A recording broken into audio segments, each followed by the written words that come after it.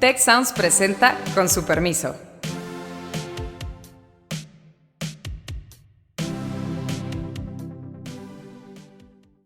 Con su permiso, yo soy Alejandro Poiré y en esta ocasión tenemos el privilegio, Héctor Villarreal, Beata Boina, Carlos Elizondo y yo, de celebrar 3 años de este podcast, y lo hacemos ni más ni menos que en una circunstancia interesante, porque suponemos que siempre nos oye un montón de gente, pero ahorita tenemos estudiantes de las licenciaturas en Derecho, Economía, Relaciones Internacionales y Gobierno y Transformación Pública del TEC de Monterrey en el estudio con nosotros.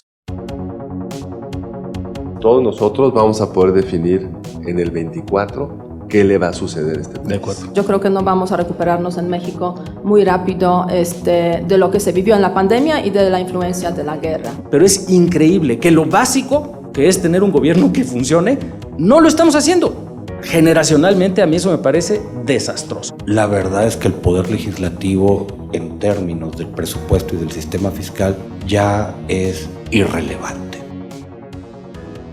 Colegas, muchas gracias por acompañarnos. Y lo que vamos a hacer el día de hoy es, para celebrar el 3er aniversario y agradeciéndole a todas y todos que nos acompañen, hacer una prospectiva, nos decían, de cómo va a ser el 2023, y pues estamos grabando en un día en el cual daría la impresión de que más bien cómo vamos a llegar al 2023 por cómo están las cosas. Héctor, Beata, Carlos, adelante. ¿Quién quiere arrancar con su perspectiva? Pues yo creo que sí, de lo que resta del año y de lo que podemos encontrar en economía, en los asuntos internacionales, en la parte política.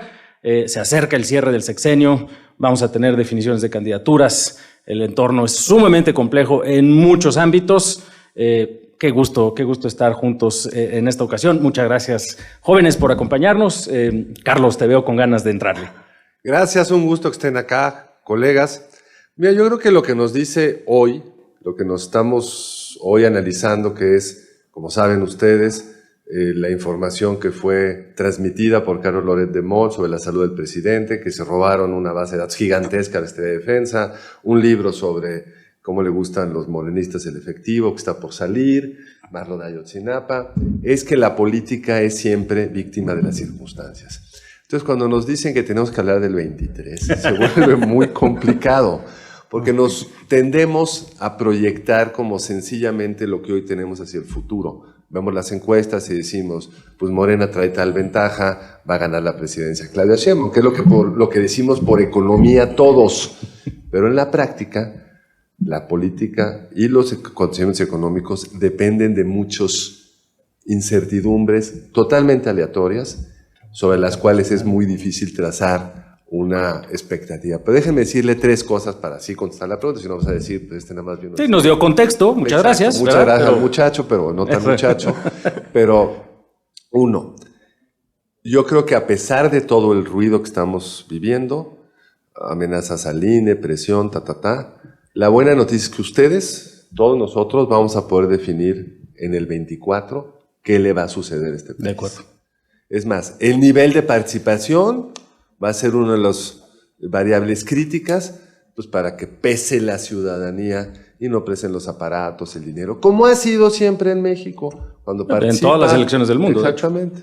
Cuando participan los ciudadanos. Entonces, lo primero es, mantengámonos muy informados para poder participar como quieran, pero no dejemos que otros participen por nosotros. Lo segundo es que sí hay un entorno internacional que seguramente no habíamos vivido en décadas. Es cierto. Que nos puede llevar a unas rupturas de ciertos principios, variables. Puede decir nada más uno, seguramente Héctor lo podrá profundizar si quiere, y es, no sabemos el tamaño del shock inflacionario, la necesidad de apretar las tasas de interés, y un sexenio que fue extremadamente exitoso, a diferencia de el de otro López Portillo, se desbarrancó porque subieron las tasas de interés en Estados Unidos de una forma que nadie anticipaba. Y tercero, decir que yo creo que todo este ruido que estamos oyendo ahora pues es una señal de que existe todavía una sociedad vital. Si hoy ven los titulares de los medios, pues dos, no todos, 2 traían en primera plana el tema la filtración de la filtración. Sí. Como fue la Casa Blanca, cuando se filtró la Casa Blanca, esos mismos 2 medios, sí, Reforma y Universal, son los que lo traen en primera plana. Pero ahí están, podrían no estar, están. Si ustedes no están informados, es porque no quieren. Creo que además ahí hay un tema que va a haber una gran turbulencia, pero te llamaron a cuentas, querido Héctor, Si sobre quiere. la parte económica. Hay otra parte internacional, pero le vamos a Sí, entrar le ahorita, vamos a que- tocar que en está breve. muy relacionada con eso. Que a fin de cuentas está muy relacionada. A ver, la parte económica nos trae un montón de noticias. La no tan mala es que pues pareciera Yo iba a que... decir que todas son malas. No, Quiere decir que igual hay una que no es tan mala, pero bueno. a ver, déjenme empezar por lo bueno, si no ahorita esto puede terminar muy deprimente y no es la intención. El país sigue creciendo, no sabemos cuánto va a durar eso, si el siguiente año... No, creciendo es una forma optimista de ponerlo. Sacando ligeramente la cabeza del hoyo. Y hay una recuperación y todo, sí, pero trae un crecimiento un poquito mayor a lo esperado. El mercado laboral tiene una modesta recuperación, que para las épocas que se están viviendo ya es ganancia. Empezamos a ver buenos datos en el IMSS, empezamos a ver que hay proyectos de inversión extranjera que están llegando, algunos muy interesantes. No es homogéneo en el país, que esto es una de las diferencias. Las brechas se nos siguen abriendo. Pero empieza una preocupación que ya tanto Carlos como Alejandro lo dijeron. Hace mucho que no hablábamos de inflación. A mí me llamó mucho la atención ayer en Twitter, las redes. ¿Qué va a decir Banjico? O sea, y parecía la selección nacional de hoy juega Banjico y que fue 5-0. Y decías, eso yo nunca lo había visto. O sea, de que yo nunca lo había visto y todo el mundo discutiendo. Y como cuando juega la selección nacional no necesariamente es buena No nos fue noticia. tan bien, exactamente. Digo, sí, o sea, y pues pareciera que ahí nos quedamos cortos y a lo mejor pues nos vamos a tener que hacer a la idea de vivir con inflación por un tiempo más grande, con implicaciones en casi todos los renglones de la vida económica. Ahora, a mí me da mucho gusto estar aquí con estudiantes. Les cuento que fue un paquete económico que ahorita estamos discutiendo y es un paquete económico muy negativo desde la perspectiva intergeneracional. Y empiezo a ver un despertar diciendo, ¿saben qué? Explícanos por qué. Sí, con mucho gusto. Hay una tajada de león del presupuesto que se está yendo a pagar pensiones y que se está yendo a pagar deuda. Y esto no va a cambiar en el corto plazo. Y hay muchos chavos y chavas reaccionando diciendo, oye, me estás cobrando impuestos, me das servicios públicos muy malos que se reflejan en educación, en salud y pues bueno, el grueso del presupuesto se lo está llevando alguien más. ¿Qué vamos a hacer al respecto? Y a mí me parece que esta discusión se nos va al 24 y a jugar un rol grande. Y además el entorno internacional en el corto plazo tampoco se va a componer, porque un pedazo importante del efecto inflacionario, desde luego tuvo que ver con pandemia, pero ahora estamos hablando de la agresión rusa a Ucrania. Aunque también en eso el gobierno tiene algo que decir, ¿no? Están proponiendo un plan de paz. La verdad es que las propuestas nos sorprenden a cada rato, podríamos decir, cuando hablamos de la guerra de Rusia contra Ucrania y la posición de México. Pero déjenme empezar con expresar pues mi alegría porque hemos llegado a este tercer año del podcast. No cabe duda, es una celebración importante. ¿Tuviste dudas? La verdad es que en algunos momentos sí, porque me tocó estar en diferentes episodios y diferentes temas. Muchos obviamente los conozco, los domino, pero en otros fue un aprendizaje. Entonces yo creo que también es importante destacar eso, que fue un aprendizaje en muchos sentidos mutuo y perspectivas distintas de ver las cosas. Ahora bien, si vemos el 2023, pues es un año anterior al 2024 y el futuro, o sea, lo que va a llegar después sí importa en cómo vamos a vivir el año 2023 en términos políticos sobre todo, porque si yo tuviera que escoger un acontecimiento, un episodio al que prestar atención en 2023, pues serían elecciones en el Estado de México probablemente. Porque en función de los resultados pues se van un poco a definir pues quizás las posiciones de la oposición las posibilidades, las fortalezas, las debilidades, digamos, de diferentes fuerzas políticas. Ahora bien, efectivamente, si hablamos del tema internacional en ese contexto 2023, pues el panorama es, yo diría, sombrío. Desde el punto de vista de cómo va a ir el mundo en este 2023. Justo cuando grabamos este podcast, Putin anunció la anexión de los 4 territorios que forman parte de Ucrania, de Lugansk, Donetsk, Zaporozhia y Gerson. Lo hizo en una ceremonia muy pomposa en Kremlin, justamente hoy por la mañana, del tiempo de México, a las 3 del tiempo de la Federación Rusa. Y la verdad es que es un cambio sustancial en los términos de cómo se ha desarrollado hasta ahora la guerra. La anexión significa que Rusia a partir de ahora trata esos territorios como sus territorios, aunque no tiene la base en derecho internacional para hacer esa anexión. Y eso significa que se puede ir escalando ese conflicto, esa guerra, aún más de lo que hemos visto a lo largo de los últimos meses, también con acontecimientos aledaños relacionados obviamente con el tema energético. Recordemos hace pocos días ese sabotaje que se ha hecho a Nord Stream 1, Nord Stream 2, pues unos 4 hoyos por ahí presentes por los cuales sale el gas, lo cual imposibilita prácticamente el uso de Nord Stream 2, o sea, el gasoducto que une a Rusia y Alemania y por el cual poco, pero sí seguía fluyendo un poco de gas a Alemania. Entonces empieza también una nueva fase, me da la sensación, en la guerra energética. Ahora desde la parte de Rusia hacia el occidente. Y eso significa que las ciertas expectativas de que quizás la inflación podría bajar un poco, pues se están como desvaneciendo. Y el año 2023, que a comienzos de este 2022 preveíamos que a finales de 2003 se va a recomponer un poco la economía, porque la guerra va a durar hasta finales de este año y después vamos a tener como una cierta quizás recuperación, quizás no se van a cumplir. O sea, los escenarios de economía internacional, de crecimiento, que hay ya varios anuncios de que varios países van a entrar en recesión, como Alemania, por ejemplo, algunos otros países europeos, y la inflación, que en Europa va desde pues, poco, 6%, hasta 20 y tanto por ciento, dependiendo del país, en Polonia 15%, o sea, jamás visto, se puede decir, desde los tiempos de la caída del comunismo, pues eso hace que no necesariamente la perspectiva internacional económica va a favorecer a México. Y eso pues tendrá sus consecuencias. O sea, yo creo que no vamos a recuperarnos en México muy rápido de lo que se vivió en la pandemia y de la influencia de la guerra. Vamos a profundizar un poquito en la parte de la economía, Carlos, porque Héctor dice que estamos creciendo un poquito, que, en fin, y es un buen esfuerzo porque no sonara tan terrible el pronóstico, pero pues el contexto se ve muy complicado, ¿no?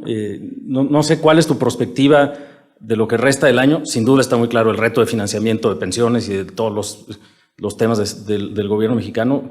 Por cierto, hablando de servicios públicos que ofrece el gobierno, ya seguridad ni la mencionaste, pero bueno, creo que hay que tocar ese tema porque es un tema crítico, pero la parte económica, Carlos. Mira, yo creo que la buena noticia, porque sí hay una buena noticia, es que hay una enorme oportunidad con el nearshoring famoso. O sea, sí hay un movimiento que va a tomar 15 años de traer una serie de procesos industriales que se habían movido a China y que necesitan venirse a América del Norte por razones políticas, que van a tener los apoyos, los subsidios para hacerlo, que afortunadamente en la negociación de ese paquete presupuestal de los Estados Unidos quedó como América del Norte, Canadá y México, es decir, una serie de procesos productivos que estén acá contarán como norteamericanos, y por eso si tú paseas por Monterrey, pues ves que eso está moviéndose de una forma muy notable. Lo triste es que no tenemos un gobierno que tenga ninguna capacidad de aprovechar el momento y que incluso anda saboteándose todos los días, en particular con materia eléctrica. Si tuviéramos disponibilidad de electricidad, la tasa de crecimiento creo que sería significativamente mejor y las perspectivas pues, para todos nosotros mucho mejor. Y subsidiados. O sea, porque está dispuesto Estados Unidos a meterle dinero. Absolutamente. Entonces, en ese contexto, pues la economía mexicana creo que, salvo un colapso terrible de Estados Unidos, algo que no podemos descartar, pues va a haber una parte, como siempre esta economía, en varios motores. Un motor va a estar funcionando relativamente bien, que es el vinculado con los Estados Unidos, la exportación, el cambio tecnológico, etcétera. Y el resto del país, pues salvo si te toca una refinería en tu pueblo, pues bastante amoladón. Y en el agregado, pues lo que es triste, dramático, es que no hemos recuperado el nivel de PIB, de riqueza que generábamos cuando llegó López Obrador al poder. Sí, desde el inicio del sexenio. Deja tú la pandemia. Y lo que está más rezagado de todo es la inversión. Cuando tú ves la cantidad, es decir, lo que invertimos los mexicanos respecto a lo que invertíamos en el 2018, estamos todavía muy por debajo. ¿Qué sostiene el consumo interno? Pues las exportaciones y las remesas. Es un escenario como de relativo estancamiento, donde cualquiera de estas sorpresas pues, te pueden generar una trayectoria pues, aún más complicada. Pero voy a cerrar con una cosa que creo que es importante. Todo este rezago de inversión, si el presidente o presidenta en el 24 tuviera un mínimo de racionalidad técnica, hay una cantidad de oportunidades en la economía mexicana extraordinarias.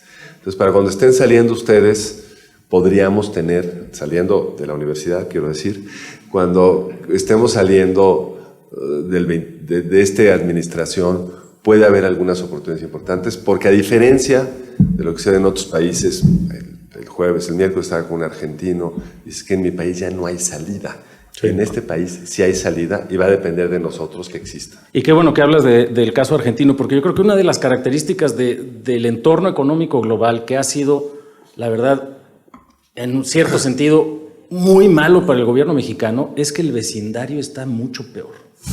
Y en la medida en la que el vecindario ha estado mucho peor, un montón de cosas increíbles desde el punto de vista de racionalidad económica, pues no se le castigan tanto al gobierno mexicano, y en esa medida, digamos, la amplitud de tonterías que se nos ocurren y que hacemos es gigantesca. Y la verdad es que en los últimos años Colombia había sido un desastre, Argentina no se diga, Chile también y Brasil otro tanto. Por decir 4, por no mencionar a Perú, que es otro de los países que son destinos comparables, digo, no, ninguno de ellos, salvo por supuesto Brasil tiene toda la magnitud de la economía mexicana, pero creo que lo que está pasando en semanas y meses recientes va a cambiar ese escenario. El caso colombiano, desde luego todavía hay muchas preguntas respecto a la reforma tributaria que está promoviendo Petro, pero si le sale algo, está difícil, hay manifestaciones importantes, acaba siendo un programa mucho mejor de lo que se esperaba de parte de sus opositores al arranque de la administración. El caso brasileño, salvo que veamos un desastre el próximo domingo, da la impresión de que Lula va a acabar ganando la elección. Trae una coalición muy peculiar, pero ciertamente daría la impresión de que va a ser un gobierno mucho más técnicamente sensato que el que ha tenido Bolsonaro o que incluso los más recientes por parte del mismo Partido de los Trabajadores. El caso chileno, les dieron un vuelco muy importante al fracaso, digamos, de la constituyente, y ciertamente para el gobierno de Boric no ha sido una gran noticia, pero lo están conduciendo bien, porque esa asamblea constituyente había elegido una constitución claramente muy alejada, digamos, de la preferencia de la mayor parte de los votantes. Van los votantes y dicen, oigan, sí queremos cambiar, no queremos la constitución post-Pinochet, pero tampoco esta, de esta asamblea, y el gobierno creo que ha reaccionado, todavía con muchas limitaciones, todavía con muchos temas pendientes, pero daría la impresión, de Argentina mejor ni hablamos, eso es cierto, pero daría la impresión de que el entorno, en particular si en Brasil el resultado es favorable a Lula, va a ser, siendo un gobierno ciertamente que va a ser de izquierda, va a ser un gobierno de izquierda bien diferente a nuestro gobierno, entre comillas, de izquierda. Entonces creo que ese contexto también pone un poco más de presión, probablemente no de aquí al 24, pero ciertamente para cualquier candidatura que tenga oportunidad y esperanza de hacer un gobierno pues que sobreviva, ya no digamos súper exitoso a partir del 24. Van a tener que plantear alternativas y con oportunidades como las que mencionan de la integración norteamericana, que es, digamos, el otro subproducto de la nueva regionalización y de la caída de la globalización integral, ¿no? Y que nos cayó del cielo. A mí me parece que en los próximos 2, 4, 6 años vamos a estar viendo en economía dos cosas súper interesantes, porque son, compañeros, compañeras, son el tipo de cosas que pudieran tener efecto una o incluso 2 generaciones. O sea, que el tipo de decisiones que vamos a estar viendo efectos a 20 y yo me atrevería a aventurar 40 años. y vamos a estar corriendo en 2 pistas. O sea, algunas de ellas quizá ya no nos toquen. Quizá no nos toquen. A ustedes sí. No, lo que digo, pues sí, no garantizamos. Pero por un lado, Quizá. muy relacionado a lo que Somos mejores. decían Carlos y Alejandro, vamos a estar viendo esta integración económica regional con muchas oportunidades, no van a ser oportunidades parejas, que eso yo creo que es algo que como TEC de Monterrey tenemos que ser muy solidarios y pensar, bueno, pues en la medida de lo posible, ¿cómo le hacemos para que esto llegue a más lados y a más personas? Por ahí hay algunas cosas, pero va a estar, que a lo mejor dices, viene la discusión si un gobierno activo o no, perdonando el cliché, pues esperemos que al menos sea un gobierno que no estorbe. O sea, que dices, ¿sabes qué? Que no ponga en duda el Estado de Derecho, que no le dé miedo a inversionistas de me van a salir con una regulación extraña que de repente voy a... Al menos que no estorbe. Si ayuda, qué mejor. Pero la otra gran discusión, muy, muy, muy profunda, y ahorita Alejandro se estaba metiendo a Brasil y lo que está pasando en Colombia, creo que como región vamos a empezar a discutir un nuevo contrato social. ¿Qué hacemos con pensiones? ¿Cómo financiamos salud? ¿Qué hacemos con educación? Y una educación muy diferente, una educación que tiene que empezar a voltear a ver adultos y decir, ¿qué hacemos para que la gente dure más en el mercado laboral? Entonces, y hay experiencias bien interesantes. Yo sugiero ponerle mucha atención a Chile, vamos a ver en qué termina lo de la Constitución. Hay que ponerle mucha atención a Colombia con todo esto que trae el presidente. Y es un país chiquito y a lo mejor técnicamente bien, pero hay que ver lo que está ocurriendo en Costa Rica. Traen una discusión que no es muy pública, porque Costa Rica es muy peculiar. En lugar de un sistema fiscal tiene 2, un Ministerio de Finanzas, como entendemos Hacienda, y tienen una cosa que se llama la Caja, que financia toda la seguridad social. Y ahorita, con nuevo presidente, están discutiendo cómo hacemos esto sostenible. Entonces, juntas el caso chileno de una nueva constitución, el caso colombiano, con todas estas ideas de pues, cómo compartimos progreso, y el caso costarricense, el TICO, con vamos por una seguridad social sostenible, pues a fin de cuentas podemos poner sobre la mesa, hablemos de un nuevo contrato social para la región. Creo que es bien importante. O sea, yo creo que tú, Héctor, siempre muy optimista. ¿Por qué lo digo? Porque, No es por nada, dice, pero... ¿Por qué lo digo? Porque me da la sensación de que hay muchos modelos, obviamente, que hemos visto, como tú estás mencionando, el caso de Chile, el caso de Costa Rica, los 2 países que realmente pues, han destacado, digamos, en esa región con muchos problemas. Si expandimos un poco más la mirada, aún hay más modelos para copiar, imitar, inspirarse, si no queremos copiar. Pero a lo largo de esos últimos años, me parece que sí se han perdido muchas oportunidades y eso es, digamos, el resultado después de esos 4 años ya, ¿no? Muchas oportunidades realmente para hacer transformación en varios ámbitos. Y si hablamos en términos económicos, también se han perdido muchas oportunidades de inversiones. O sea, la política del presidente actual, del gobierno actual mexicano, pues sí ha sido, se puede decir, de alguna forma sensible con el tema de los Estados Unidos, con el TEMEC, porque ese es el ancla principal, digamos, el punto principal para el desarrollo económico de México, pero totalmente ignorando, yo diría, las relaciones con los europeos, totalmente ignorando las relaciones incluso con Japón, con Corea del Sur, o sea, países que realmente sí están entre los importantes inversionistas aquí en México, y esas oportunidades perdidas pues no se van a regresar ahora. Sí es cierto que en 2024, si hay un cambio de gobierno y todos esperan eso, sea quien sea, va a haber un cambio también en cómo el gobierno trata a los empresarios y a los inversionistas, que al fin y al cabo, sin eso, la verdad es que el país no va a ir avanzando. Y si vemos desde la perspectiva un poco más de mediano, largo plazo, no cabe duda que para México la relación con los Estados Unidos en términos económicos seguirá siendo el punto principal, el ancla principal, lo queramos o no, estemos o no estemos de acuerdo políticamente. El problema que yo veo es que esa relación económica que es tan importante, tan crucial para que México avance en muchos ámbitos, no coincide en muchas ocasiones con la perspectiva política que se tiene aquí sobre dónde quiere ir México. O sea, hay como una divergencia y esa divergencia hace precisamente que el gobierno se está peleando con Estados Unidos. Sí, pero basta una visita de un personaje importante para... Bueno, para enderezar un poco las cosas, sí, es cierto. Bueno, de hecho, el año próximo, otro punto, si vemos los temas internacionales, política exterior, pues parece que entre enero y febrero va a haber la cumbre de los líderes de América del Norte en México, a ver cómo se desarrolla y cómo va a ser. Pero sí se nota en esos últimos tiempos como un mayor alineamiento del gobierno mexicano, digamos, con las prioridades del TEMEC en general y con lo que, pues, en términos económicos, pues, están comentando desde Estados Unidos, desde Canadá. Pero en términos políticos, o sea, y el tema de la guerra de Rusia contra Ucrania y las ambigüedades que vemos a cada rato, pues ¿ambigüedades? Sí. Bueno, yo lo llamo diplomáticamente ambigüedades, pero la verdad... ¿Ambigua fue tu ambigüedad?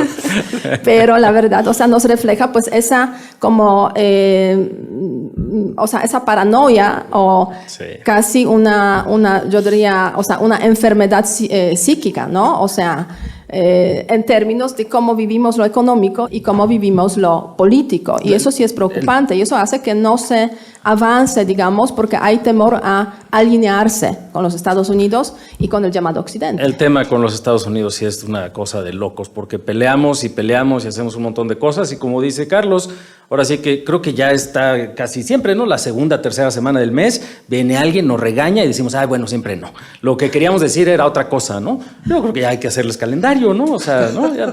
¿Cuándo llega? ¿No? ¿Y ahora quién va a venir? ¿Ahora por qué nos van a regañar?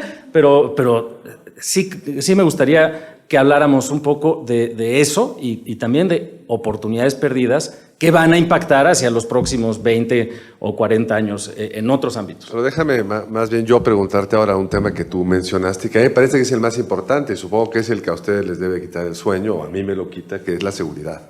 Porque todo lo otro que estamos diciendo, pues tiene unos ciertos márgenes de moverse para acá, para allá y nos va a afectar más o menos. Pero donde yo sí estoy muy alarmado es que no veo una estrategia clara contra el crimen organizado. En algunas ciudades, como la nuestra, la Ciudad de México, podrías abogar porque están haciendo razonablemente bien las cosas. Pero en esta discusión de la militarización de la seguridad pública, no hemos discutido la seguridad pública, nada más hemos discutido quién lo hace. Y me parece que, por lo que hemos visto en esta administración, entre lo que nos prometió y lo que sucedió, pues es un fracaso. El presidente puede pelearse con Jorge Ramos sobre la tendencia de la curva, si la pongo acá, entonces ya crecimos 3% o 4.5%, ridículo, porque él prometió que a la mitad del sexenio iba a haber disminuido la mitad los homicidios, y claramente no estamos ahí, y la evidencia que tenemos es de expansión del crimen organizado desde el mercado del pollo en Chilpancingo hasta donde ustedes quieran. Me gustaría saber cómo ves tú todo ese reto. Ya no para esta administración, ¿qué le va a quedar a la siguiente administración? ¿No se puede agarrar para tratar de cambiar la tendencia? Justo a eso me refería cuando hablaba yo de oportunidades perdidas. Y creo que ahí es donde está el saldo gigantesco y probablemente el riesgo estructural más importante de estos años. Es cierto que este es un tema el tema de la seguridad está atravesado por precisamente la circunstancia estratégica geopolítica que vive México. Estamos pegados al mercado de consumo más grande de todo el mundo y ese mercado de consumo, pues sí, o sea, nos compra nuestros marcapasos que hacemos en Tijuana y pues nos compra nuestro fentanilo que traemos de todo el mundo. Y nos compra, ya nuestra marihuana no, porque ya la hacen mejor allá y además está relativamente legalizada, pero pues la cocaína que se produce en el cono sur y atraviesa por todo nos compran, absolutamente todo. Y si legalizamos todas esas en Estados Unidos, va a haber otras sustancias ilícitas siempre, para lo cual, al igual que la mayor parte de los bienes de consumo que van hacia los Estados Unidos, hay una parte de esa cadena de distribución o de producción o de comercialización que va a pasar por territorio mexicano. Eso no va a cambiar, ni en 20 ni en 40 años. Ciertamente se van a cambiar los mercados y vamos a tener otras formas de generar estados alterados de conciencia, en fin. Pero esa característica va a seguir siendo así, ya no digamos por el resto de las vidas de quienes estamos hablando aquí, por el resto de las vidas de ustedes, muchachos. Y de todas las personas que nos estén escuchando hoy y probablemente que nos estén escuchando en los próximos 10 o 15 años. ahora. Porque nos van a seguir escuchando, profesor, por supuesto. Van a decir, años hombre, de vintage, el episodio de tercer episodio, bueno, el tercer aniversario, en fin. El punto es el siguiente. No es fácil atender ese reto, pero ciertamente lo que ha ocurrido en el sexenio actual es una cosa extraordinaria. Y no me refiero al hecho de cambiar de opinión. Todo gobierno tiene derecho a cambiar de opinión, a como candidato decir una cosa, después darte cuenta de otra y decir, bueno, con lo que tengo creo que hay que cambiar de estrategia. Pero creo que lo que sí no ha pasado en este tema, como en muchos otros que le han ocurrido al gobierno actual, es que no ha habido un estudio concienzudo, no ha habido ganas de entender el tema, ha habido sobre todo un posicionamiento político muy superficial, muy frívolo, yo diría, de decir, bueno, como yo me opongo a todo lo que era Calderón y los del pasado, pues entonces voy a decir que hago lo contrario. Y después, como yo ya dije esta posición, entonces voy a irme con esa posición. Y hay esta parte de la militarización que a mí me parece gravísima, desde luego por los riesgos que implica en materia de derechos humanos, etcétera. Creo que eso es grave y lo estamos viviendo ya, y parte de las revelaciones estas de los documentos que empiezan a mostrarse van a mostrar temas, creo yo, en ese aspecto. Lo que está ocurriendo con el caso de Ayotzinapa también nos habla de esos riesgos, desde luego, pero sobre todo porque nos ha alejado de pensar estructuralmente cómo vamos a hacerle para construir y resolver lo que sí está en nuestras manos. Y en nuestras manos y en las de ustedes sí va a estar el que un día, como hay hoy día en pedazos del país, tengamos policías municipales fundamentalmente no corruptas, bien preparadas, competentes y con gente con espíritu de servicio. Sí lo hay. Lo mismo que ocurra en las agencias de investigación, que las capacidades de investigación las tengan también las policías. Lo mismo en los ministerios públicos, en los juzgados, en los sistemas de rehabilitación, en los sistemas de prevención del delito, en toda esta red de instituciones públicas para las cuales tenemos que gastar, tenemos que invertir y que podemos construir que eso funcione. Eso sí lo podríamos hacer, y desde esa posición, por supuesto, con un cierto balance de qué le toca a la federación, qué le toca a los estados. Hay enormes complejidades, pero es increíble que lo básico, que es tener un gobierno que funcione, no lo estamos haciendo. No lo estamos haciendo, no le estamos invirtiendo como país, no está en una prioridad, no está en la prioridad del presupuesto, no está en la prioridad de los legisladores, increíblemente tampoco está en la prioridad de los partidos de oposición. Generacionalmente a mí eso me parece desastroso. Y en la medida en la que sigamos invirtiendo a decir, es que el ejército nos lo resuelva, el problema solo va a ser peor, porque el ejército no puede hacer eso, no le toca. Si no tienes absolutamente más nada con cuál enfrentar estos criminales con tanto poder, pues eventualmente de manera transicional, poco a poco, pero si no haces toda la inversión posterior, no va a solucionarse el problema. Y ahí es donde creo que la política sí nos va a fallar de cara al 24, porque nadie está hablando de esos temas. Algunos van a hablar de pensiones, otros van a hablar de la mejor integración con Norteamérica, otros van a hablar de cosas re bonitas como un ingreso básico universal, fantástico. ¿Y en seguridad? Nadie se va a atrever a decir tenemos que cambiar el modelo militar, porque eso es cierto y en eso el presidente tiene toda la razón. La gente quiere el modelo militar, es una mala solución, pero ciertamente, pues desde la perspectiva de opinión pública, nada parece funcionar. Y eso, pues al menos daría la impresión de que vamos a enfrentar a un reto gigantesco, ahora sí que con nuestra última carta, ¿no? Los militares. Pésima idea. Carta con problemas de por sí. No, evidentemente con problemas que probablemente eso sí vaya a pasar de aquí al 24. Estas revelaciones y estas filtraciones y el caso de Ayotzinapa, etcétera, vaya a ir generando tumbos en esa relativamente buena reputación que todavía tiene el ejército mexicano. Hasta Héctor se quedó callado. Le quitamos su optimismo, profesor.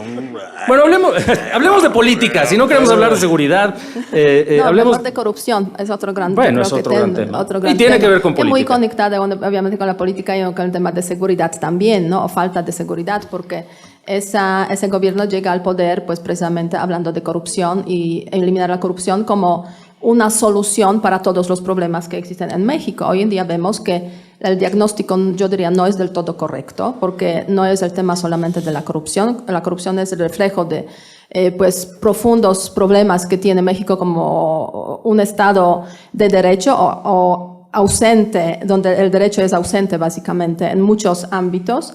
Y se ve que la corrupción también dejó de existir, o sea, no se han hecho, digamos, desde el punto de vista de las instituciones, no se han hecho ajustes necesarios para que realmente se combatiera la corrupción, y se han usado diferentes tipos de situaciones políticas precisamente bajo el lema de la lucha contra la corrupción, yo diría para más bien dañar esa imagen de que estamos luchando contra la corrupción. Y la corrupción sí existe, o sea, existe en la vida diaria, existe en las instituciones, existe en el gobierno, y hay diferentes reflejos precisamente de ese tema, ¿no? A tal punto que para sacar una cita del SAT hay que pagar dinero, ¿no? No voy a decir cuánto, pero hay que pagar dinero y han subido los precios, ¿no? Básicamente, lo cual es aún más preocupante en este contexto. Sí, hay que o sea, pagar imagínate, mordida. no, o y sea, no te dan recibo. Entonces No puedes deducirlo. te van a decir, ¿y ese dinero dónde fue? entonces o sea, en ese sentido sí hay un empoderamiento, ¿no? Digamos, de la experiencia diaria que tiene el ciudadano o el residente, en ese caso, digamos, en este país, para pues cumplir con las obligaciones que tiene, ¿no? O sea, a eso sumamos el tema de seguridad, obviamente. La cuestión, y yo creo que aquí el apunte de Alejandro con lo de Beata es muy importante. Seguridad, corrupción, presupuestos, pues a lo mejor están íntimamente conectados. O sea, sí, necesitamos más presupuesto para seguridad y el problema de seguridad está también muy vinculado a todo lo que ocurre en corrupción. Hay un tema que me parece que también hay que poner sobre la mesa porque básicamente conecta con todo. ¿Qué va a ser a nivel federal y qué vamos a empezar a ver a nivel subnacional? Porque tú ahorita lo mencionabas, algunos casos de policías exitosas, sí, algunos estados que están trabajando seguridad un poco mejor, pero a lo mejor también esto va a empezar a suceder en salud y va a empezar a ocurrir en educación y pareciera que está ahí sobre la mesa que no necesariamente todos vamos a jalar para el mismo lado. Y es bueno en algunos aspectos, también va a generar muchas tensiones. Entonces, bueno, ¿qué hacemos? Yo quisiera, nos queda poco tiempo, ya pasó para ir la mano en los 5 minutos, y hay algo, cuando se clava uno tanto en los problemas del corto plazo, que pueden tener implicaciones estructurales horrendas, perdemos de vista que también las cosas se pueden transformar cuando se hacen bien las cosas muy dramáticamente. Sí. Es decir, y voy a poner el caso de la Ciudad de México. La Ciudad de México heredó la jefa de gobierno, hasta donde puede uno ver, una policía muy penetrada por el crimen y con crecientes problemas para enfrentar homicidio, o sea, una tendencia negativa. La jefa de gobierno resistió la presión de corre a todos los de la Policía Federal, resistió la presión de tráete a un militar para resolverlo todo y se puso a trabajar. Y pues, hay muchas cosas que pueden haberse hecho mejor, pero se hicieron muchas cosas bien y hoy la trayectoria del homicidio en México, en la Ciudad de México, ha mejorado de forma notable. O lo que sucedió en Nuevo León con Fuerza Civil en el último trecho del gobierno de Calderón y principios de Peña Nieto.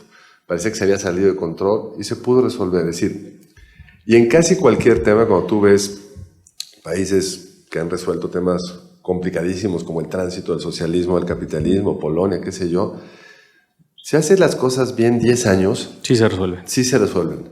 Y creo que el reto del 23 y el 24, como sociedad, como estudiantes, como TEC, es cómo colaboramos a eso, a las soluciones que sí son posibles, porque las capacidades del país y del Estado, por más maltrecho que están, ahí existen para poder resolver cualquiera de estos problemas a los que hemos hecho alusión. Nunca perfecto, porque siempre hay errores en el camino, cosas que no salen como esperabas. Pero las políticas públicas correctas, bien estudiadas, sí funcionan. Y con apoyos sociales amplios puedes entrar en círculos virtuosos que hemos visto en muchos países, incluso, como ya decía, en algunos temas en México, resolverse de forma correcta. Sí, sin duda, sin duda. Hay una cosa interesante que cuando uno ve la parte estrictamente política, de aquí al 24, es como la competencia de mediocridades, ¿no? Digo, salvo quizá la cuenta, dicen que la cuenta de TikTok de Marcelo está muy buena. Eso dice, bueno, yo no, la verdad, he visto 2 o 3. Tendría mis dudas porque estoy por ahí también de vez en cuando, pero... Pero, en fin, yo no sé, pero bueno, en fin, los tweets de Santiago Krill son una desgracia, ¿no? Por ponerlos en ¿No comparativa. te conmueven? Me recuerda a un tío español que declamaba poesía, yo así con el ejemplo de así el patriarcado, todo lo que dices, no, así aquí los jóvenes eso no les va a llamar la atención. Pero mi punto es, yo creo, más allá de las redes sociales, sí creo que los liderazgos políticos actuales, en su mayoría, están rebasados por la circunstancia, están rebasados por la capacidad para construir nuevas ideas, pero regreso a algo que dijo Héctor, y de hecho todos hemos hablado de ello, y es que estos jóvenes que nos están escuchando aquí, que nos acompañan el día de hoy, y muchos otros en muchas instituciones de educación superior de todo el país, privadas y públicas, realmente tienen la capacidad para construir un horizonte diferente, para formar un futuro distinto. Y creo que hay una noción ineludible, en parte también gracias a las redes sociales, que nada más vemos los efectos negativos, de que esta realidad, uno, no es tolerable, que es absolutamente injusta y desigual, y que sí se pueden crear cosas diferentes. Y que al final del día, en alguna medida, una circunstancia tan compleja abre un espacio de oportunidad gigantesco. Exactamente lo que está pasando con el caso del nearshoring. Llevamos muchos años haciendo las cosas bastante mal en términos de nuestras capacidades productivas de proyección hacia el mundo. Viene una pandemia, viene una rivalidad fuerte entre Estados Unidos y China, viene una guerra, etcétera, y de pronto la idea de Norteamérica es más fuerte que nunca, a pesar nuestro. Y eso quiere decir que hay una oportunidad extraordinaria. Y creo que lo mismo pasa para los jóvenes que nos acompañan cuando ven cada una de las áreas que les puede ser de interés, en donde las realidades están sumamente deterioradas. Sí, o sea, yo creo que sí hay que tener esa visión optimista, ¿no? A pesar de todo. Y también me da la sensación de que todos los que estamos observando así como a diario la dinámica, la coyuntura política, sea de temas económicos, temas políticos, temas internacionales, pues estamos ahí metidos en ese espíritu de, o sea, el problema constante, ¿no? Pero hay que verlo también desde la perspectiva de mediano-largo plazo, justamente. O sea, el tiempo pasa y los momentos, los crisis que se están viviendo, pues en unos 10 años van a pasar a la historia. Entonces, en ese sentido, sí, yo creo que México es un país extraordinario, o sea, lo digo como una persona que vive aquí desde hace casi 9 años, un país extraordinario, situado tiene una posición geoestratégica excelente al lado de un gran mercado, como tú lo mencionaste, Alejandro, con mucha razón. Un país que tiene grandes capacidades, gran potencial, lo único es que no siempre le tocan buenos políticos.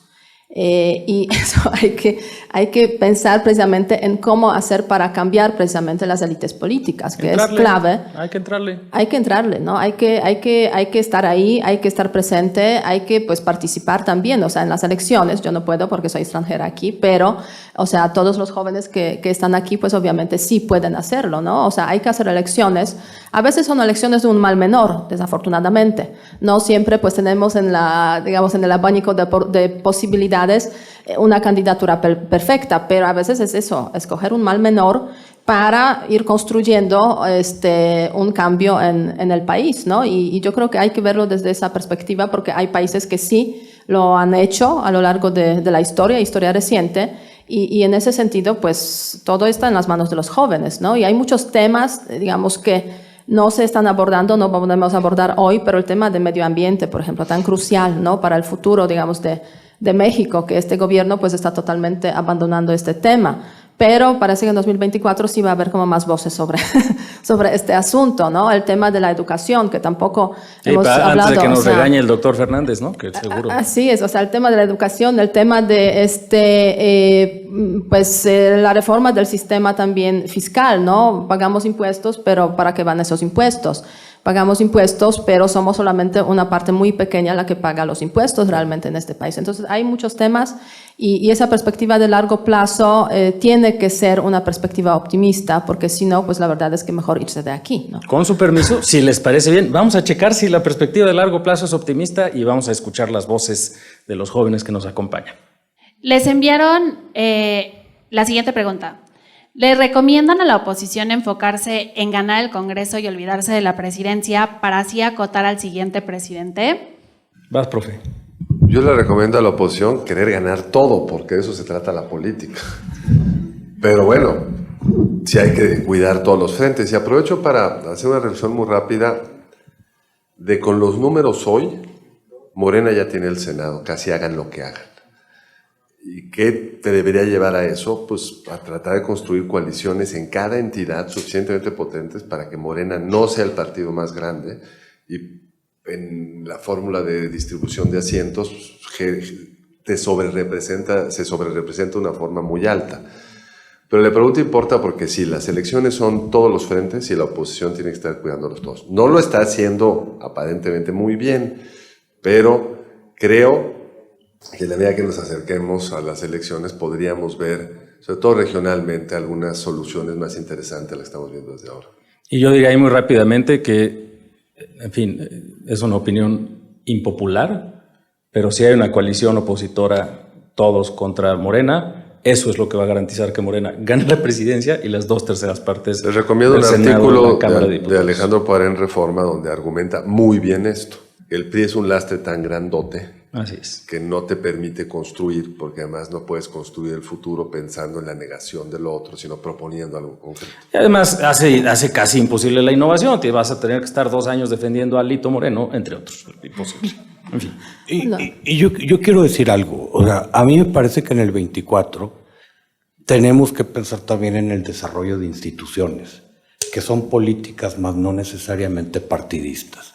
Por ejemplo, al día de hoy, contrario a lo que dice la ley o al espíritu de la ley, la verdad es que el poder legislativo en términos del presupuesto y del sistema fiscal ya es irrelevante.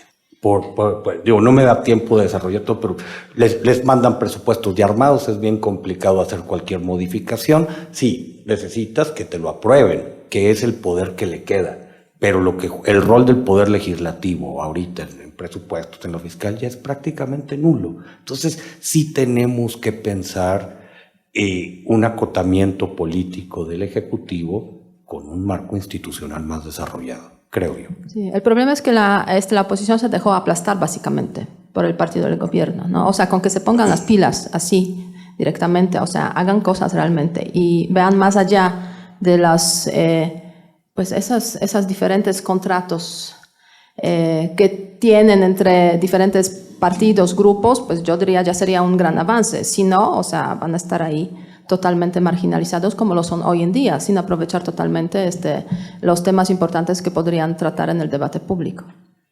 Bueno, un gusto estar aquí. Soy Ayrton Fuentes, de Derecho. Y mi pregunta es, en el lapso de 9 meses tendremos 2 elecciones de gobernaturas, por así llamarlo, tradicionales. Esto enfocado en el próximo año, evidentemente. ¿Creen que si Morena toma y gana estas elecciones, la continuidad del Partido Revolucionario Institucional en todo el territorio nacional peligre? Bueno, hay quien dice que ya la tiene garantizada a través de Morena, ¿no? Que la cuarta transformación es más bien la cuarta refundación del PRI. En una perspectiva histórica es posible. Yo creo que van a ser importantes las elecciones del Estado de México y de Coahuila, sin duda, pero la verdad es que al final del día la voz la tienen los votantes. O sea, por más que nosotros hagamos los análisis, por más que los estrategas electorales, por más que los bots, las redes sociales, todo, al final del día depende mucho de la capacidad de liderazgos para conectar con grupos de jóvenes y de personas que vayan a participar. Y en función de eso, ¿quién sabe qué vaya a ocurrir? Porque también es cierto que a nivel local hay buenos gobiernos que creen de todos los partidos. En una de esas hasta del Partido Verde. Y la verdad es que también depende de la capacidad de esos liderazgos para decir esto es lo que representa esta marca, la que sea, y hacia allá se reconstruye. Y lo que es cierto es que lamentablemente en nuestro sistema de partidos es casi imposible hacer un nuevo partido. Entonces, pues esas etiquetas valen un montón, aunque sean etiquetas que estén llenas de problemas y de trayectorias cuestionables. Yo lo que creo que es terrible es que esas trayectorias cuestionables estén a la cabeza de las etiquetas. Pues si yo fuera integrante de esos partidos, pues estaría preocupado, ¿no? Pero se puede cambiar, hasta eso se puede cambiar. Buenas tardes, mi nombre es Juan Carlos Arroyo Cabrales, soy de primer semestre, estoy en tronco común, pero quiero pasar a economía. Tengo 2 preguntas, perdón por el cuestionario. La primera es, la directora de la Organización Mundial del Comercio, la nigeriana Ngozi Okonjo-Iweala, al igual que muchos expertos, dice que obviamente hay un futuro oscuro en la economía mundial, principalmente en los países occidentales, debido a la invasión rusa de Ucrania. Obviamente esto afecta todo con el precio del gas y con lo que hablan de Gazprom, del Nord Stream, y también en el sentido de los cereales, ¿no? Después de todo, Ucrania es considerado el cerealero de Europa. Pero en este caso, el gobierno o el próximo gobierno debería ver esto como un desafío, una oportunidad.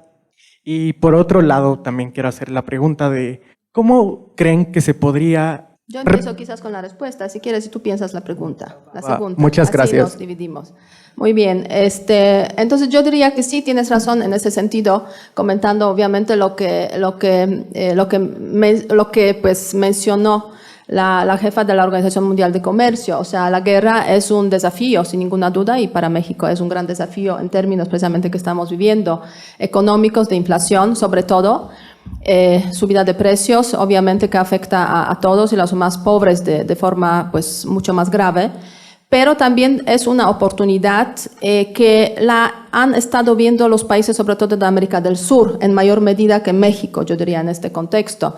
Y a raíz precisamente de lo que está ocurriendo con los mercados de los cereales, efectivamente, Ucrania es uno de los grandes lugares donde se cultivan y desde el cual se exportan los cereales al mundo, y esa imposibilidad o dificultad para realizarlo ha afectado precisamente a los precios de los mercados de cereales, aunque con un acuerdo que se ha firmado hace poco de exportación de salidas de cereales por el Mar Negro, pues ha habido, pues la verdad es que cierta distensión en ese ámbito. Ahora bien, los países como Brasil, sobre todo, Argentina de alguna forma, ya han hecho sus ofertas, digamos, al mundo, ¿no? En términos energéticos, por ejemplo, Argentina, que está llamando a los inversionistas europeos para que inviertan en la infraestructura relacionada con la posibilidad de la explotación del gas de lutita, o sea, shale gas. Y por otra parte, pues Brasil ofreciendo sus recursos, su producción de cereal, de soya, etcétera, etcétera. Ahora bien, yo creo que sí es interesante verlo en esos términos, y América Latina en muchas ocasiones, cuando hay crisis económicas, ha aprovechado esos momentos, y bueno, los que tienen petróleo, América del Sur, pues están ahí viviendo sus momentos, digamos, muy buenos. Pero me da la sensación de que ese debate es un debate un poco corto en tiempo, porque si las circunstancias favorecen, si hay una crisis, eso favorece a América Latina. Deberíamos pensar qué hacer para que en tiempos de paz esos países se desarrollen y puedan cambiar en términos económicos, o sea, dejar de ser proveedores solamente de materias primas, que esas materias primas tienen acogida cuando hay crisis, y pensar en qué hacer para pues funcionar y desarrollarse económicamente en tiempos de paz a través de inversiones en tecnología, innovación, etcétera, etcétera. Entonces, sí, es un pensamiento que está presente, correcto, pero a mi modo de ver, de corto plazo, ¿no? Y que con ese pensamiento América Latina seguirá en el lugar mundial que ocupa hoy en día, y seguirá, se puede decir, dependiente de las circunstancias internacionales. Como proveedor de materia prima, ¿no? Allá tenemos alguna otra pregunta. Un tema en el que no ahondaron tanto y que francamente me gustaría escuchar con una mayor profundidad es el de derechos humanos. Para mí ese va a ser como siempre el tema fundamental cuando hablamos de una perspectiva, porque ¿qué importa todo lo demás si no mejora la calidad de vida de las personas? Y bueno, en este sentido, si me permiten un breve segundo, a mí hay varios temas que me preocupan. Por ejemplo, el de la libertad de expresión, no solamente pensando en ataques de la prensa por parte del gobierno y por parte de otros agentes como el narcotráfico, sino también en temas de libre desarrollo de la personalidad y de la expresión. Por ejemplo, que todavía no se garanticen por completo derechos a las personas de colectivos ya sea racializados o marginalizados, ¿cierto? También me preocupa esta creciente como narrativa de criminalización a jóvenes, por ejemplo, sobre todo en zonas marginadas. Digo, en ese mismo sentido me preocupa el aumento de la pobreza y la desigualdad, el aumento en la falta de protecciones al medio ambiente, particularmente con proyectos tan dañinos como el Tren Maya. En cuestión de educación y de salud, creo que este gobierno nos queda muchísimo a deber, particularmente porque no nos da objetivos cuantificables, medibles, para poder implementar los nuevos planes que tiene en mente, incluso cuando en teoría puedan ser muy buenos o muy bellos. Y creo que mi pregunta va muy orientada hacia creo que lo que más considero esencial, que es que yo no veo instituciones sólidas que sean capaces de llevar a cabo planes de acción nuevos para comenzar a reformar la situación de los derechos humanos. Particularmente, por ejemplo, el presidente hoy tiene confrontadas a sus secretarías de Defensa Nacional, tiene confrontada a la Comisión de la Verdad, que depende del mismo, de la CNDH, y se tiene confrontado a sí mismo. Y tenemos una CNDH que no se atreve ni siquiera a emitir recomendaciones. Mi pregunta es, ¿qué reformas o iniciativas institucionales desde el Estado necesitamos introducir hoy, 2022-2023 en México, para que este panorama, que a mí francamente me parece como lúgubre o muy triste en México, pueda cambiar, pueda tornar su rumbo hacia 2024-2030? Buenísima pregunta. ¿Quieres Bueno, arrancar? pues ahí está ya el plan de gobierno de algún candidato. Sin duda tienes toda la razón, diría tres cosas. Sí nos preocupa muchísimo, lo dijimos acá, el fundamento elemental de los derechos humanos, que es combatir la criminalidad. O sea, están muy bien las otras cosas, pero si no resolvemos eso, es irrelevante que diga la Constitución respecto a la tema que tú quieras. Entonces, lo primero es tener las capacidades institucionales para poder enfrentar el crimen organizado, y lo segundo, hacerlo no a la Bukele, sino de forma tal que se respeten los derechos humanos y entres en un círculo, que hay la intuición del observador a la correcta, digamos, no puede responder la violencia nada más con violencia, pero esa es la agenda, y la agenda requiere una amplísima construcción institucional que pasa desde lo que ya nos dijo Héctor, la reconstrucción de un pacto fiscal donde queda claro qué pongo yo como ciudadano y qué pone el gobierno a cambio de esos recursos que se le dio, repensar qué deben de hacer los distintos ámbitos del gobierno para poder cumplir con esos objetivos que tú planteaste. En fin, es la pregunta más amplia y ambiciosa que tenemos que tener todos y pues ir construyendo pedacito a pedacito, porque no se resuelve de golpe.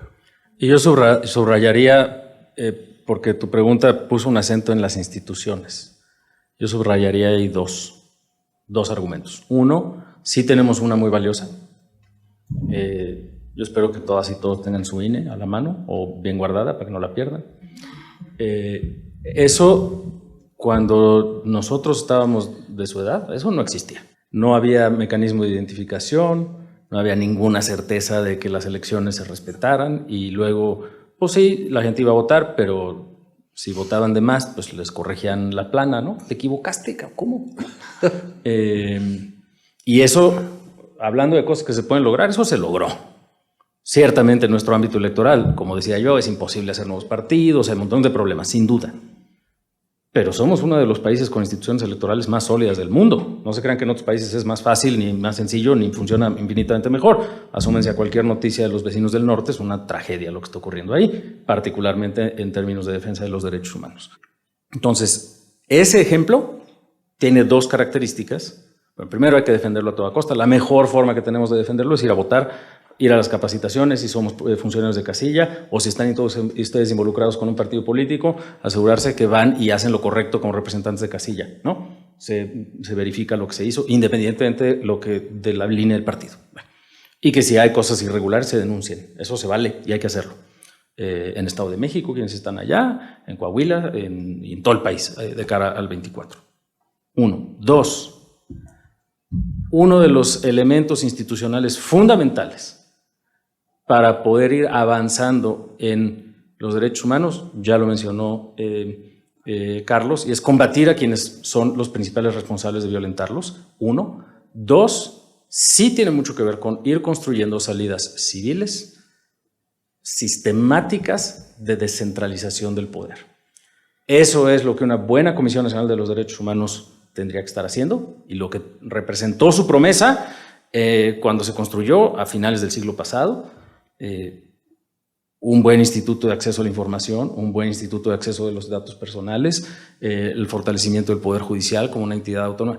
Todas estas instituciones y construcciones que en el discurso simplista de no, es que salen muy caros, no sirven para nada, etcétera, tienen esa promesa, y ciertamente muchas de esas promesas estaban a medias. No saben lo que era antes de que estas estuvieran, y creo que ese camino de descentralización del poder, lo decía Héctor hace un rato, Hay que acotar un poco el poder del Ejecutivo, que si tiene mayoría de votos en el Congreso, de todas maneras tenga que existir algo, quizá como la Caja Costarricense, quizá como el Instituto de Estudios Presupuestales, que tenga que esté protegido de esos vaivenes políticos, no que sea inmune a ellos, porque creo que es importante que nuestros votos se cuenten y tengan incidencia en el ámbito público, pero protegidos de esta concentración del poder, que es precisamente lo que hace sumamente complicado la defensa de los derechos humanos para la población en su mayoría, pero particularmente para las poblaciones o los segmentos de la población que están en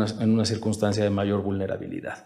Y creo que esa descentralización del poder es precisamente lo que le va a apoyar, le va a permitir a todas estas voces que sus agendas, que son tan importantes como las de las mayorías en general, tengan un impacto y tengan incidencia en el ámbito de política pública. ¿Se puede? Por supuesto que se puede. Yo quisiera hacer dos comentarios.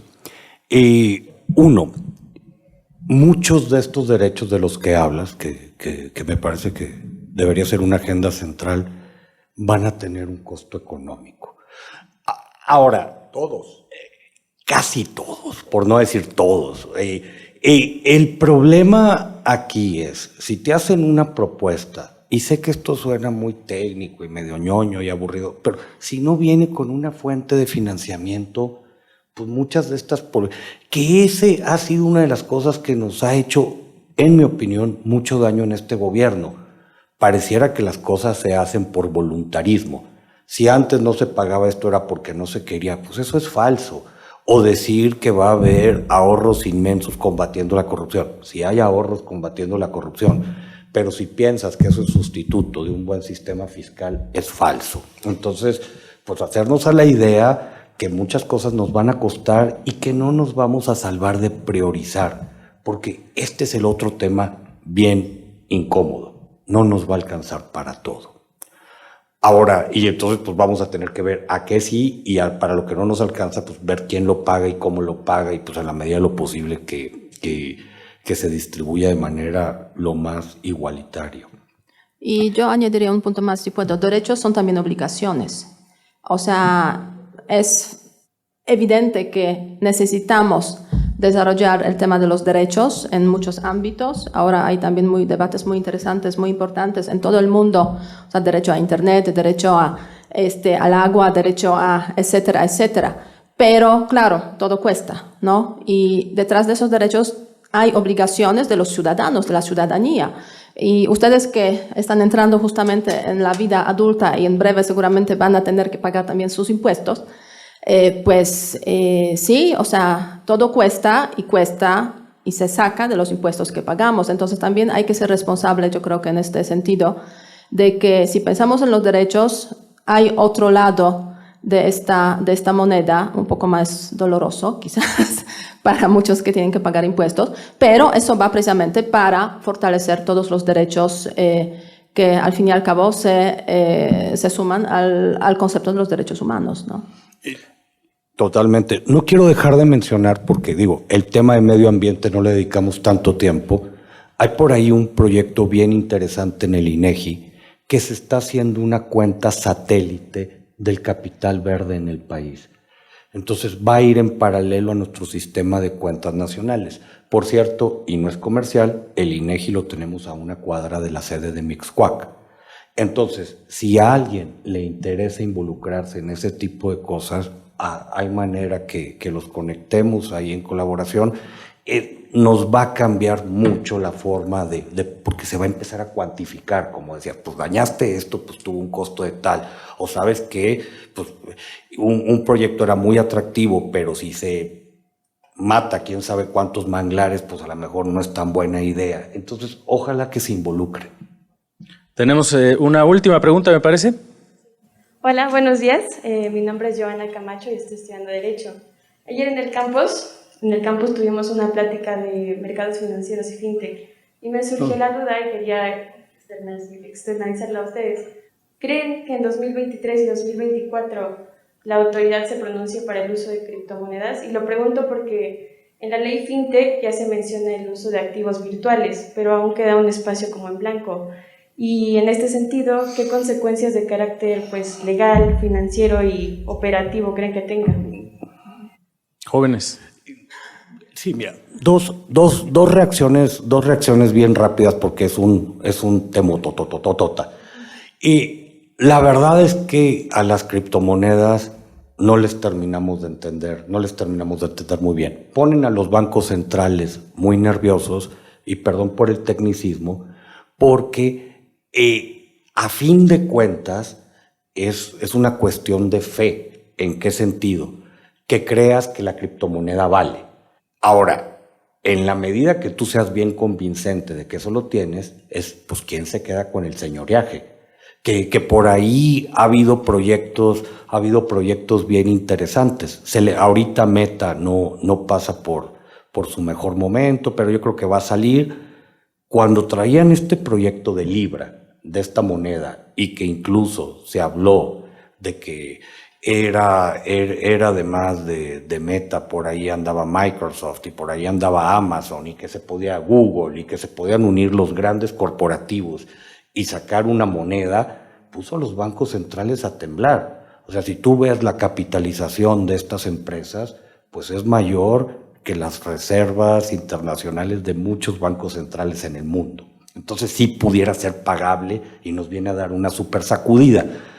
Ahora, yo creo que no solo va a ser criptomonedas, es todo este asunto de fintech. Teníamos en el país algo muy severo, que era una bancarización muy limitada, como 30% de los adultos en el país no participaban en el sector financiero, y el sistema financiero mexicano de alguna manera era un oligopolio con ganancias muy jugosas, etcétera. Era el típico problema de libro de texto. Pues llegaron las fintechs, y ahorita no es comercial, en Oxxo te consigues tu SPIN o puedes un NU y los bancos pues de repente van comisiones y todo para abajo. Yo creo que por ahí puede ir.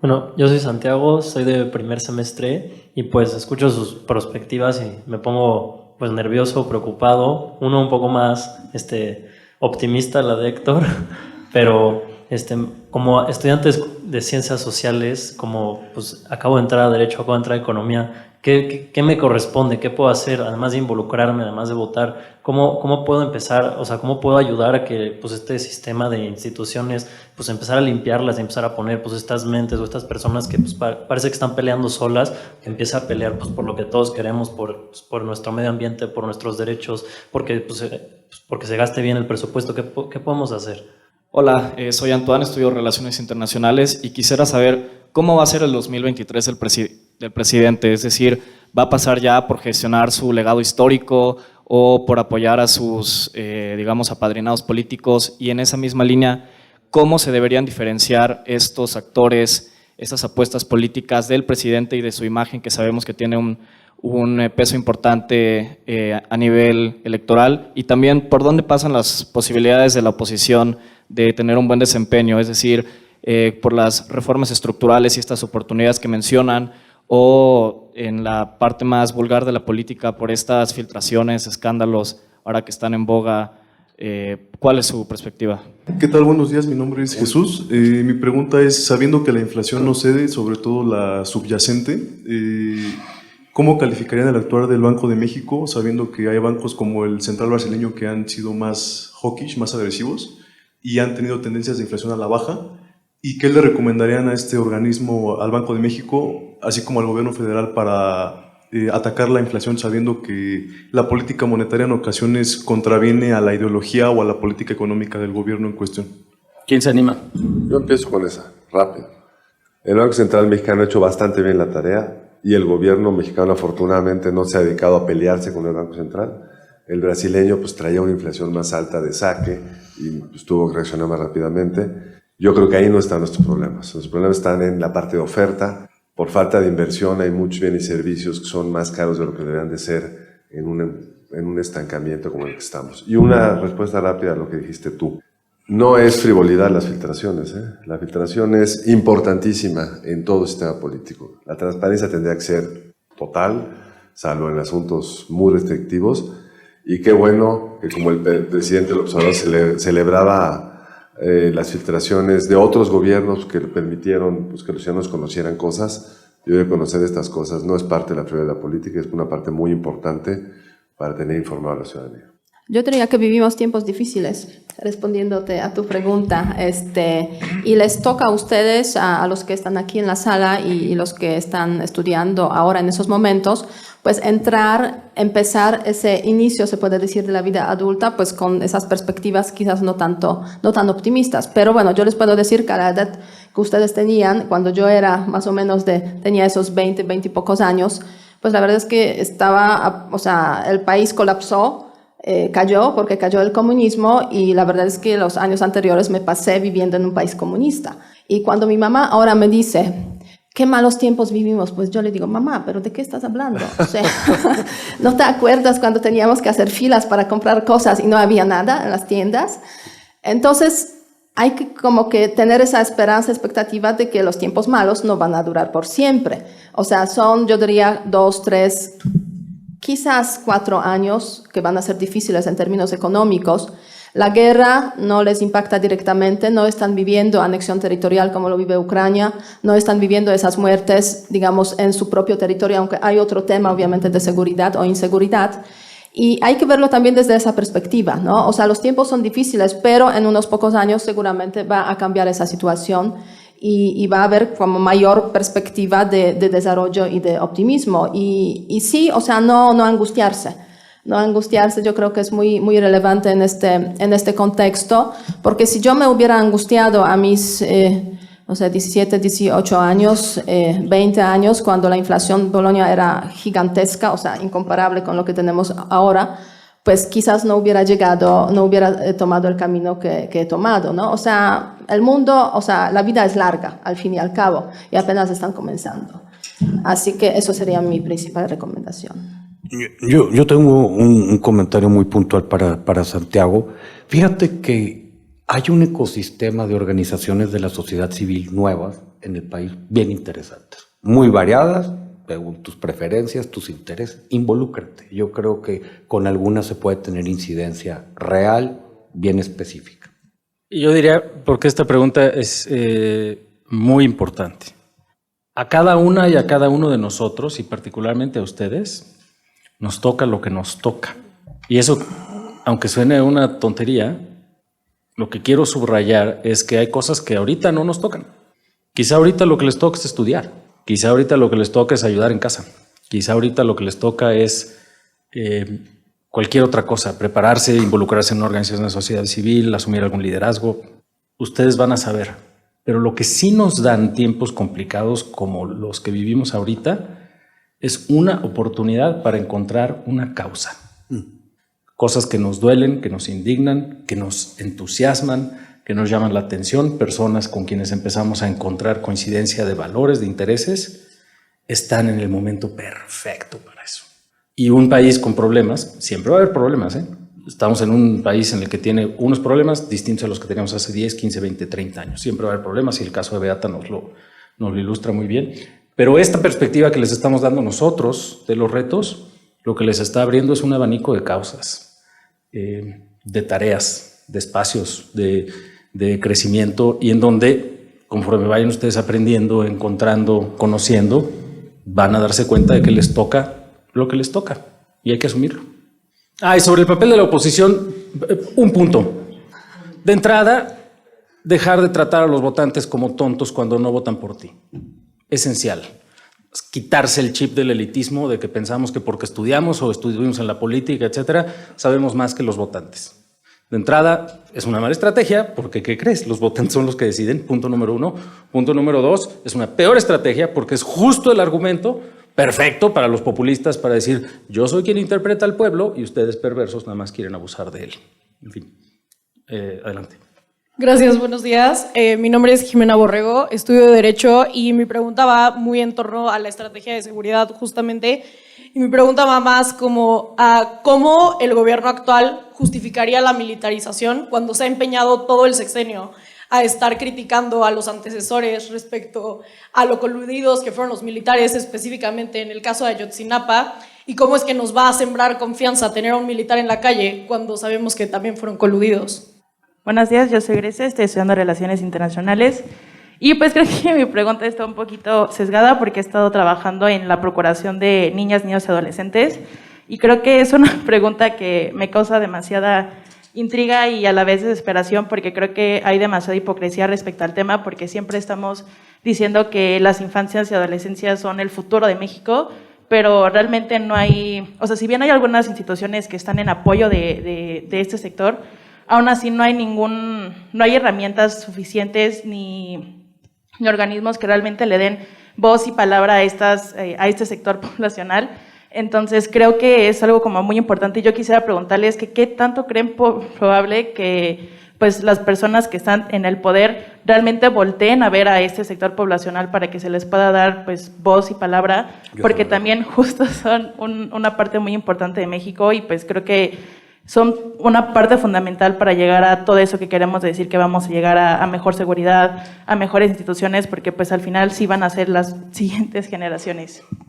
Mi nombre es Jimena Molinero, voy en 5º semestre de Relaciones Internacionales y mi pregunta en realidad es que quería saber su opinión sobre si la guerra en Ucrania representa una amenaza directa o indirecta a la seguridad energética de Latinoamérica y México.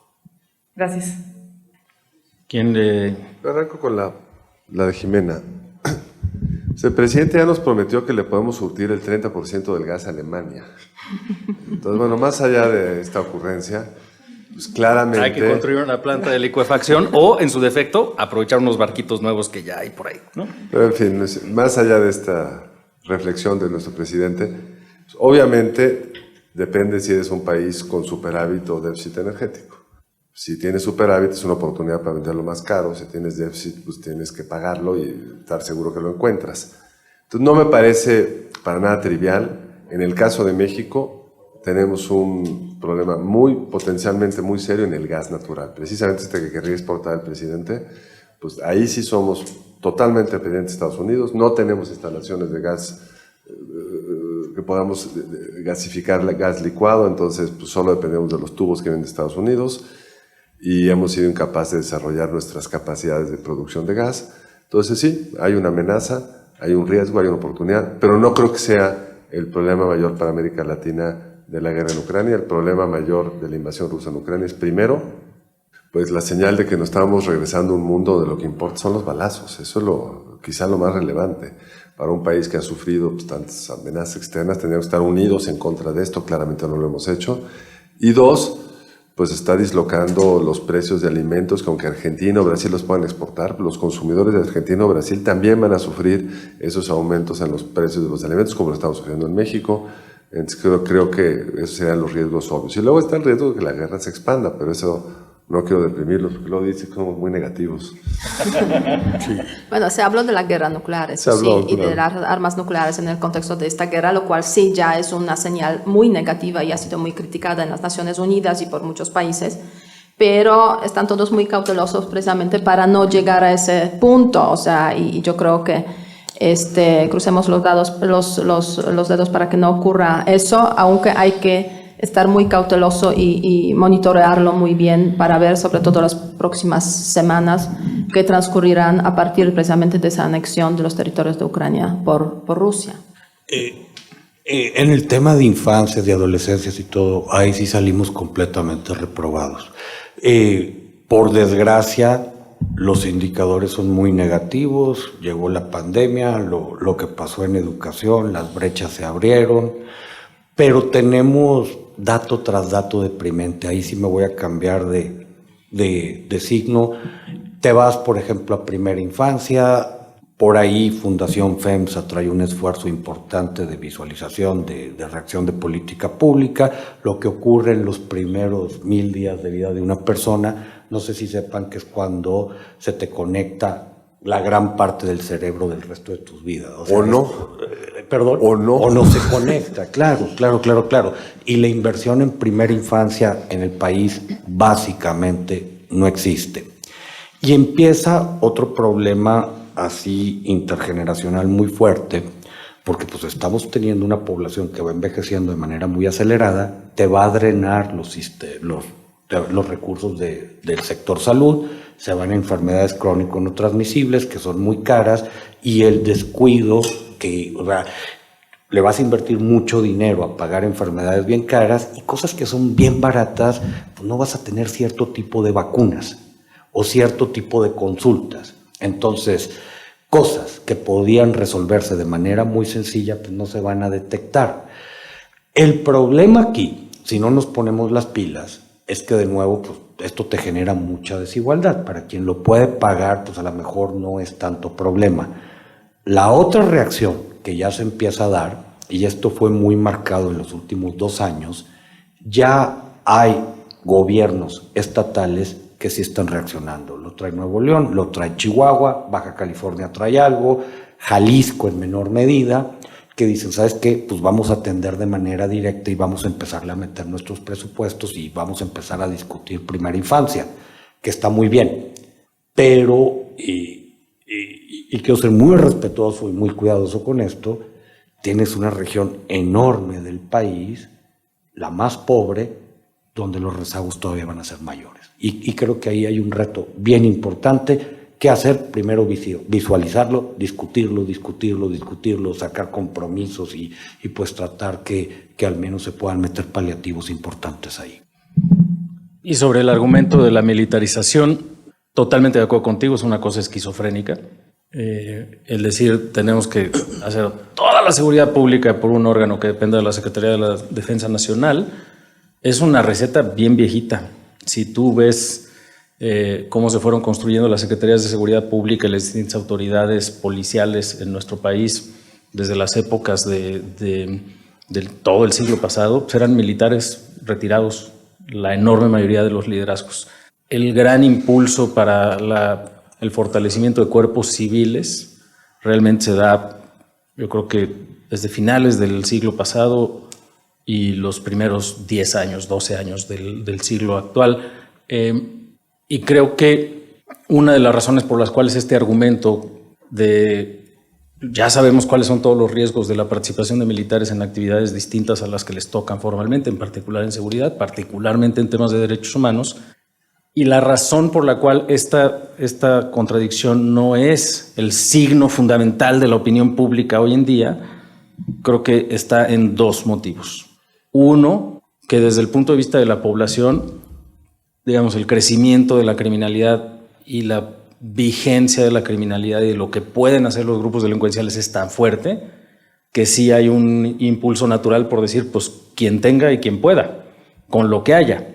Y creo que ese es un impulso válido, sin duda. La pregunta segunda es, bueno, ¿y por qué las oposiciones no han ofrecido una alternativa?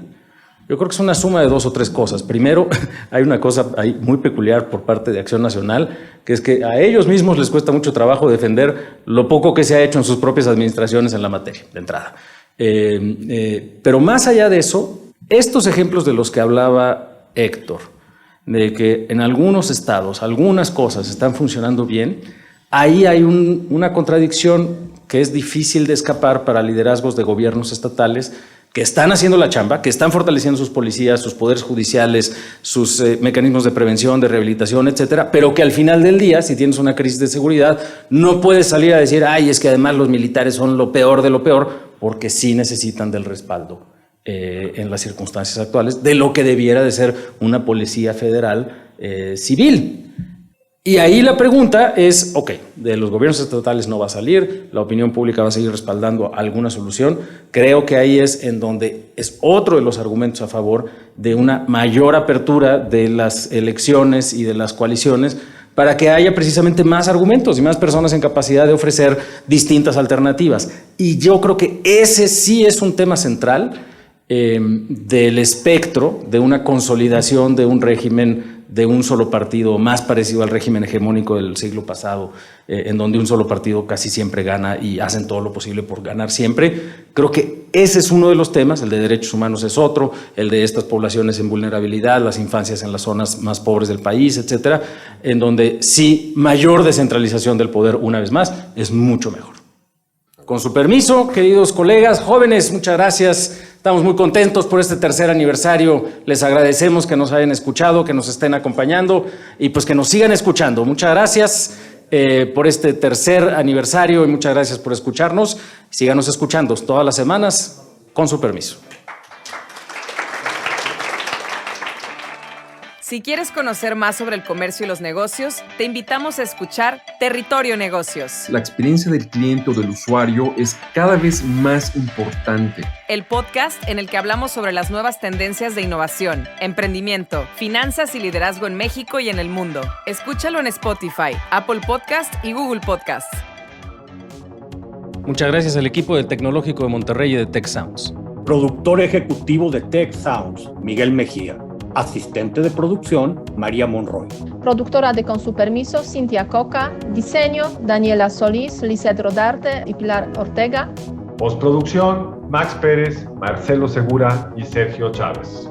Les invitamos a escuchar el siguiente episodio de Con su permiso y el resto de programas de Tech Sounds en los canales de su preferencia.